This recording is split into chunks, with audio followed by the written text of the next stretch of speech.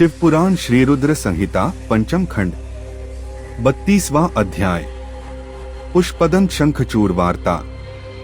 व्यास जी बोले, हे ब्रह्मापुत्र सनत कुमार जी, जब देवाधिदेव महादेव जी ने ब्रह्मा, विष्णु और देवराज इंद्र सहित श्री कृष्ण को शंखचूड़ के वध का आश्वासन दिया, तब सब देवता प्रसन्न होकर उनसे विदा लेकर अपने अपने धाम को चले गए।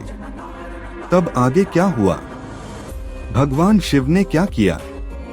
व्यास जी का प्रश्न सुनकर सनत कुमार जी बोले, हैं महामुने, भगवान शिव के आश्वासन देने पर कि वे असुरराज शंखचूड़ का वध करेंगे, सभी देवता अपने अपने स्थान को चले गए।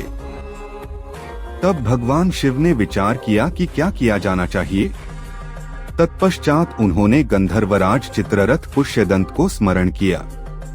स्मरण करते ही पुष्पदंत तुरंत वहां शिवजी के सामने उपस्थित हो गए।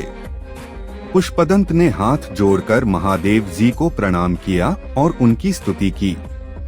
तत्पश्चात पुष्पदंत हाथ जोड़कर बोले, हे देवाधिदेव, कृपानिधान, करुणानिधान, मेरे लिए क्या आज्ञा है?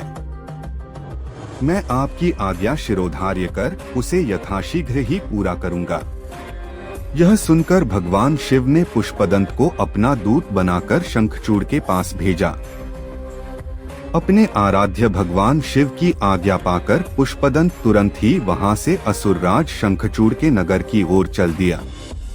पुष्पदंत शंखचूड़ के नगर पहुंचकर उनसे मिला और बोला, हे असुरराज, मैं त्रिलोकीनाथ भगवान शिव का दूत बनकर उनका संदेश लेकर आपके पास आया हूँ।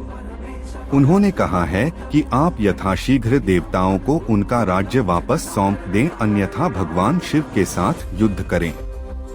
युद्ध में उनके हाथों आपका वध निश्चित है। मैंने भगवान शिव के सभी वचन आपसे कह दिए हैं। आप जो संदेश उन्हें देना चाहें, मुझे बता दें। मैं आपका संदेश भगवान शिव तक पहुंचा दूंगा। पुष्पदंत नामक दूत की बातें सुनकर असुरराज शंखचूड़ बोला, है मूर्ख दूत, क्या तुम मुझे बेवकूफ समझते हो? जाकर अपने स्वामी से कह दो कि मैं देवताओं को उनका राज्य वापस नहीं दूंगा।